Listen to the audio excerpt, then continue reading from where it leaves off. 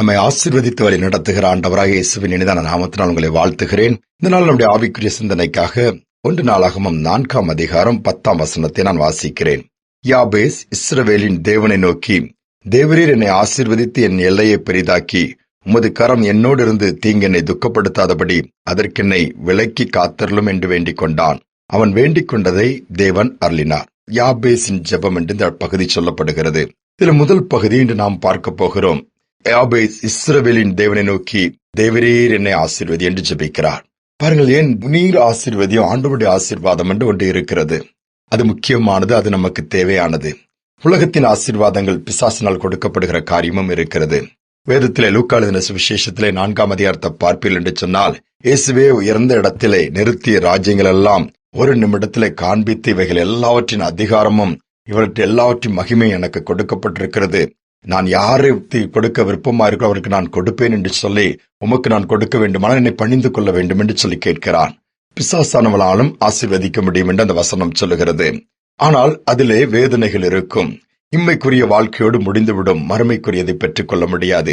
ஆனால் கர்த்தருடைய ஆசீர்வாதத்தை குறித்து நீதிமொழிகள் 10 அதிகாரம் 22 சொல்லுகிறது.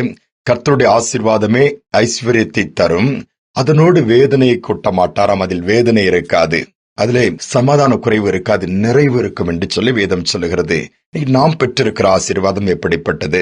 வேதத்தில் ஒவ்வொரு பகுதியும் பார்க்கலாம். யாக்கோபு தன்னுடைய மாமா வீட்டில் எவ்வளவோ சம்பாத்தியம் பண்ணுகிறான். சேஷ்டபுத்திர பாகம் அவன் கையில் இருக்கிறது.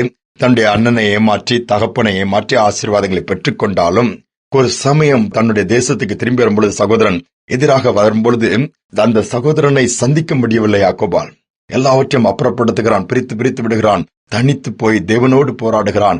நீர் என்னை ஆசீர்வதித்தால் ஒழிய உம்மை நான் விடமாட்டேன்னு சொல்லுகிறான். ஏன் அவனுக்கு ஏராளமான ஆசீர்வாதம் இருக்கிறதே, ஆனால் அது தாக்கு பிடிக்க முடியவில்லை. அவைகள் எல்லாம் அழிந்து போகக்கூடிய ஒரு நிலைமை. அப்பொழுதுதான் உணர்ந்து கொண்டான், கர்த்தருடைய ஆசீர்வாதம் தான் நிறைவானது. நீர் என்னை ஆசீர்வதித்தால் ஒழிய உம்மை போக விடேன். ஆண்டவர் அங்கு ஆசீர்வதிக்கிறார். சூழ்நிலை மாறுகிறது. சகோதரனும் யாக்கோபோடு கூட இணைந்து விடுகிறான். எவ்வளவு பெரிய காரியத்தை கர்த்தர் அங்கு செய்கிறார். இன்னைக்கு நாம் எப்படி? ஒரு ஆர்டிகிள் படித்த உண்மையாக நடந்த சம்பவம். ஒரு குறிப்பிட்ட ஒரு நல்ல பணக்கார மனிதருக்கு வியாதி வருகிறது. 40 வயதிலே மரித்து விடுகிறார். மரிக்கும் தருவாயிலே உலகத்திற்கே ஒரு செய்தியை சொல்லுகிறார். எனக்கு ஏராளமான பங்களா இருக்கிறது, ஆனால் நான் இன்று இருக்கிறதோ மருத்துவமனையிலே. ஏராளமான விலை உயர்ந்த கார்கள் இருக்கிறது, நான் செல்வது எல்லாரும் பயன்படுத்துகிற ஆம்புலன்ஸ் கார். என்னுடைய சேர் எவ்வளவோ பெஸ்ட் தான் வச்சிருந்தேன், ஆனா நான் இன்னைக்கு இருக்கிறது வீல் சேர்ல இருக்கிறேன். நான் படுக்கிற பெட்ரூம், என்னுடைய பெட் எவ்வளவோ காஸ்ட்லி, ஆனா நான் மருத்துவமனையில பேஷண்ட்ஸ் படுக்கிற அந்த பெட்ல நான் ஒரு ஆளை படுத்திருக்கிறேன். அடுக்கி கொண்டே போறாரு. எவ்வளவு இருந்தோம், இன்னைக்கு என்னால அனுபவிக்க முடியல. என் நிலம் எப்படி இருக்குது, எல்லாமே மாயை என்று சொல்லி தன்னுடைய வார்த்தையை முடிக்கிறார். ஓட்டமும் முடிகிறது. இன்னும் அநேகர் சொல்லுகிறதை கேட்டிருக்கிறேன். என்ன சொல்லுகிறார்கள்? ஓடாய் உழைக்கிறார்கள், தேய்ந்து போகிறார்கள், இரவும் பகலுமாய் பணம் என்று ஓடுகிறார்கள். குறித்த காலம் வரும்பொழுது ஏராளமான பணம் வந்து விடுகிறது, ஆனால் அவர்களால் எதையுமே அனுபவிக்க முடியவில்லை. மருத்துவர் சொல்லிவிட்டால் 1 லிட்டர் தண்ணீருக்கு மேல் ஒவ்வொரு நாளும் குடிக்கக்கூடாது, சுகர் சாப்பிடக்கூடாது, சால்ட் சாப்பாடுல சேர்க்கக்கூடாது, ஆயில் ஐட்டங்கள் சேர்க்கக்கூடாது, இந்த மாதிரி இதைத்தான் சேர்க்கணும், மாத்திரை இதை போடணும், பெரிய லிஸ்டே கொடுக்கறாங்க. என்ன அநேகர் குறுக்கு வழியில போய் சம்பாத்தியம் பண்ணி பாதை மாறுகிறது, குடிக்க அடிமையாகிறார்கள். கேட்டால் தூக்கம் வரவில்லை, துக்கத்தினால் வாழ்க்கை. நம்முடைய வாழ்க்கை சற்று யோசித்து பார்ப்போம். ஒரு அருமையான குடும்பம், அவர்கள் அன்றன்றைக்குள்ள வேலை செய்து கர்த்தருக்கு பிரியமாய் ஆலயத்தின் காரியங்கள் எல்லாவற்றிலும் முன்பாக இருந்து செய்வார்கள். பிள்ளைகளும் உண்டு. சாதாரண பள்ளியில் தான் படித்தார்கள், ஆனால் கர்த்தர் அவர்களை ஆசீர்வதிக்க ஆரம்பித்தார். பிள்ளைகள் பல இடங்களுக்கு பல தேசங்களில் போய் கர்த்தர் உயர்ந்த இடத்திலே வைத்து பயன்படுத்த ஆரம்பித்தார்.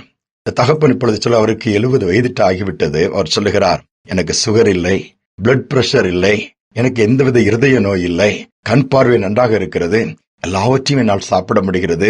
அமெரிக்க தேசத்துக்கு கூட என் பிள்ளைய பார்க்க போயிட்டு வர, எனக்கு படிப்பறிவு இல்லை, ஆனா எனக்கு விமானத்துல கர்த்தர் பறந்து அங்கெல்லாம் போக கிருபை பாராட்டி இருக்கிறார். இதுதான் ஆசீர்வாதம். நாம் எப்படி இருக்கிறோம்?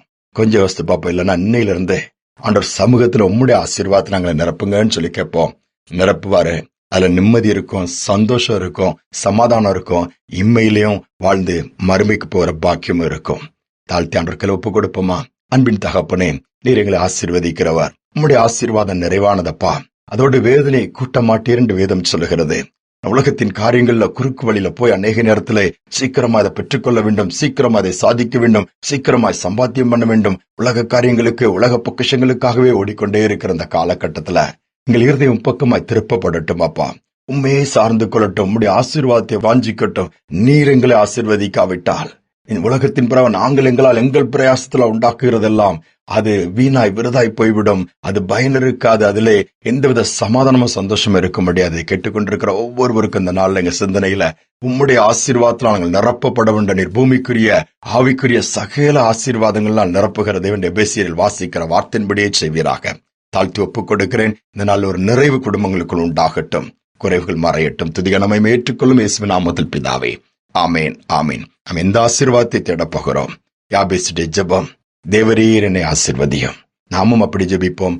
கர்த்தர் கேட்டருளுவார், வேண்டிக் கொண்டதை அருளி செய்வார். இந்த சிந்தனையோடு இந்த நாளை தொடருவோம். மீண்டுமாய் நாளை தினம் சந்திப்போம்.